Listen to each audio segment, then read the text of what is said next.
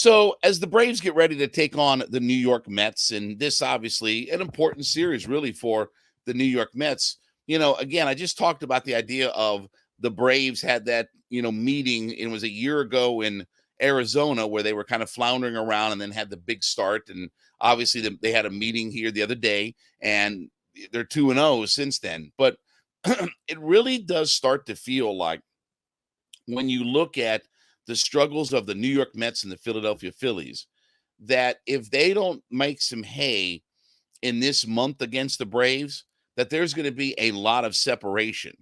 And right now, the Braves obviously are going to play the Mets for the next 3 games. They take on the Phillies come later on in the month, June 20th, 21st, and 22nd. But in between Washington, Detroit, Colorado, that's 2 of those teams are in last place in their division, right? It does feel like, and I don't want to say that the division will be over, as what was his name, Sal Bag of Donuts said last Memorial Day, but it definitely feels like with the Braves, the way that they're playing right now, with the way the schedule sets up for the Braves, playing some of these last place teams, the Mets and Phillies, if they don't make some hay this month in these series against the Braves, that this thing could start to get away from the Mets and Phillies. Mets and Phillies right now are, right now the Mets are what is it, 5.5 back of the Braves. Phillies are 7.5 back. And that was without not playing last night for the Braves. So again, we saw the Braves go on this miraculous run last year when they were 10.5 games out. And it wasn't that the Mets played bad, but again, 78-34 after that meeting in Arizona, that's an absurd number. Like, that's a ridiculous winning percentage. And if the Mets or Phillies have to be somewhere close to that, I'm not saying that nothing is impossible, but does it feel like that the Mets or Phillies have that kind of winning streak in them where they could go 78-34 over 100 and whatever, 10, 11 games or whatever? Does it feel like they could do that? I know they've got the talent to do it, but you haven't seen that before out of those organizations. And I do think that there's a lot of dysfunction from those organizations, that they just don't have that winning DNA that the Braves have, right? I mean, and look, we give the benefit of the doubt to the Braves because they've had all the success, because they've been able to win the division 5 times in a row, because that they came back from 10.5 games down at Memorial Day. I mean, they've done all of these things and accomplished all these things. We haven't seen that from the Mets or Phillies. So do I think that the Mets or Phillies have one of these 78-34 marks in them? No, I don't. I don't think that they have that kind of mark that's available to them. And that's why, again, in this month, when you look at, okay, you better take advantage of your head-to-head matchups, because the Braves are playing some last place teams. Braves are going to have this stretch where we talked about this last week on the show, that they're going to play some of the weaker teams in Major League Baseball over the month of June. So in Philadelphia and New York, if you can take care of business against Philly and New York this month, certainly I think the Braves will hold serve against, again, the Tigers and the Rockies and Washington and some of the other teams that they play this month, Cincinnati. I certainly think that they will hold serve, but you could really start to deliver some knockout blows. And I understand the division can't be wrapped up and done, by the time July starts. But certainly you get to the halfway point of the season and you start to inch your way to it.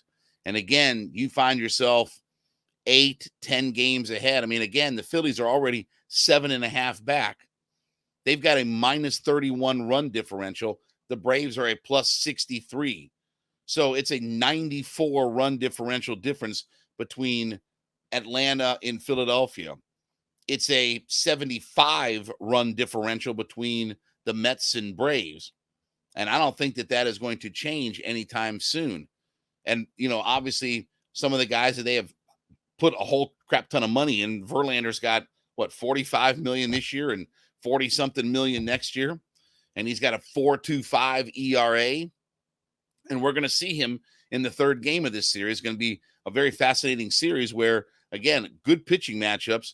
Third game of the series is going to be Spencer Strider versus Justin Verlander. Maybe the best young pitcher in baseball against a first ballot Hall of Famer. So I take nothing away from the Mets and Phillies. I thought at the beginning of the season that this division would find itself being a whole lot closer. And I thought the biggest stumbling block for the Braves was the fact that some of these teams have gotten a lot better in the division. But so far, it's been, again, the Marlins have been the second best team in this division right now, with the Mets and Phillies just kind of playing catch up. So this could be an important time for the Atlanta Braves, that if they, can take advantage of the way that this schedule works in the month of June, that they could find themselves with playing Philadelphia, with playing the New York Mets, they could find themselves really starting to separate themselves from the rest of the division. And obviously, we saw yesterday, Max Fried has been moved to the 60-day IL. Michael Soroka was sent down to Gwinnett after that start he had in Arizona. So still looking at, okay, what are we going to do about our pitching? But maybe, maybe some of that softens and lightens if you can find yourself separating yourself in the division, starting to pad and starting to put some more games between you and the Mets and Phillies in the division, where, again, you feel like you can get away with some bullpen games, or the Dylan Dodds and Jared Schusters of the world. Because we're right back into that cycle where, okay, we have to figure out a way to find 2 starting spots in our rotation. And the Braves are going to play, 13 straight games. Like, they won't have a day off again until 2 weeks from yesterday. So they're going to play a whole bunch of games coming up here. But still, it's against the Tigers and the Rockies and some of these last place teams. And if you can handle your business against New York, if you can handle your business when they go up to Philadelphia, it does feel like that those teams are kind of floundering around. And unless I see some kind of big turnaround in what those teams are going to do, it does feel like that the Braves could really, by the time we get into July, could really start to separate themselves and put some distance between themselves and Philadelphia in New York.